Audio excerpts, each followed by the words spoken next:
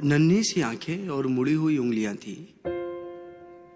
ये बात तब की है जब दुनिया मेरे लिए सोई हुई थी। नन्ही सी आंखें और मुड़ी हुई उंगलियां थी। ये बात तब की है जब दुनिया मेरे लिए सोई हुई थी। नंगे से शरीर पे नया कपड़ा पहनाता था। ईद वीद की समझ ना थी पर फिर भी मेरे साथ मनाता था। घर में खाने के वांदे थे पर एफडी में पैसा जुड़ रहा था और उसके खुद के सपने अधूरे थे पर मेरे लिए बुन रहा था। यह बात तब की थी जब दुनिया मेरे लिए सोई हुई थी। वक्त कटा, साल बढ़ा पर तब भी सब अनजान था। मैं फिर भी उसकी जान था। बिस्तर को गीला करना हो या फिर रातों को रोना, एक बाप ही था जिससे छीना मैंने उसका सोना था।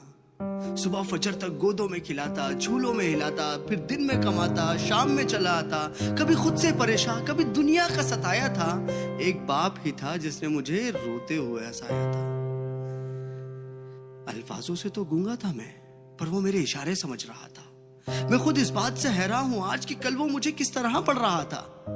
अब्बा तो छोड़ो यार, अभी आ भी निकला ना था पर वो मेरी हर फरमाइशों को पूरा कर रहा था और मैं भी उसके लाड प्यार में अब ढलने लगा था। घर से वो निकल ना जाए अब उसके कदमों पे नजरें रखने लगा था। और मुद्दे तो हजार थे बाजार में उसके पास, पर कब ढल जाएगा सूरज उसको इसका इंतजार था। और मैं भी दरवाजे की चौखट को ताकता रहता था।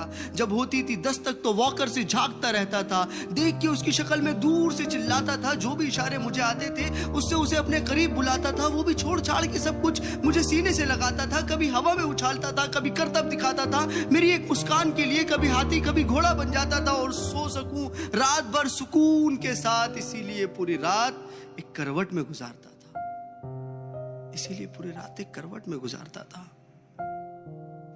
पर वो बचपन शायद अब सो चुका था और मैं जवानी की दहलीज में कदम रखने लगा था। उसकी कुर्बानी को उसका फर्ज समझने लगा था। चाहे वो फिर खुद बिना पंखे के सोना हो या मुझे हवा में सुलाना, या फिर ईद का वो खुद पुराना कपड़ा पहनना हो और मुझे नया पहनाना, या तपते हुए बुखार में वो ठंडे माथे पे रखी हुई पट्टियां हो या मेरी हर जिद के आगे झुक जाना। वो बचपन था, वो गुजर गया, वो रिश्ता था, वो सिकुड़ गया और मैं उस कुर्बानी के बोझ को उठा नहीं पाया। इसीलिए वो शहर में कहीं दूर छोड़ आया। नया शहर था, नए शहर की हवा मुझ पे चढ़ने लगी थी। अपने बाप की हर नसीहत मुझे एक बचपना लगने लगी थी।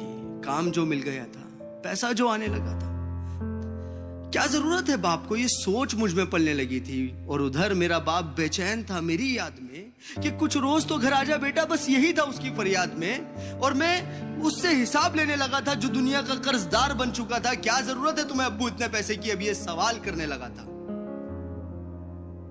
अब घड़ी का कांटा फिर पलट चुका था।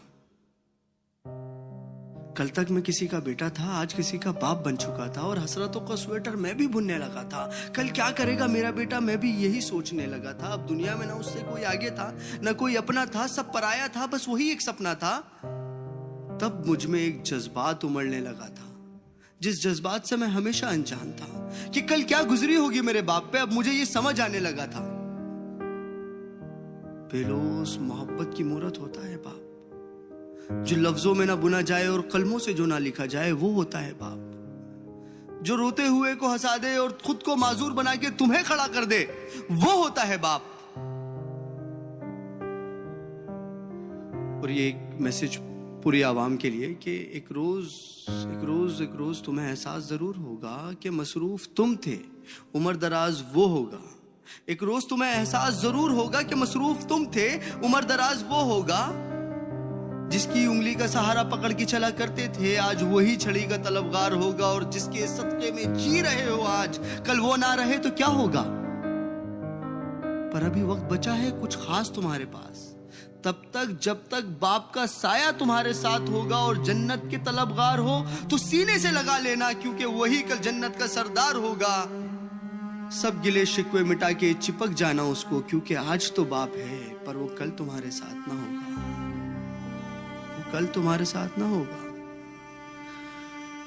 और मैं इस नज़म का कोई नाम रख नहीं पाया क्योंकि मैं बाप को एक लफ्ज में बता नहीं पाया। Thank you.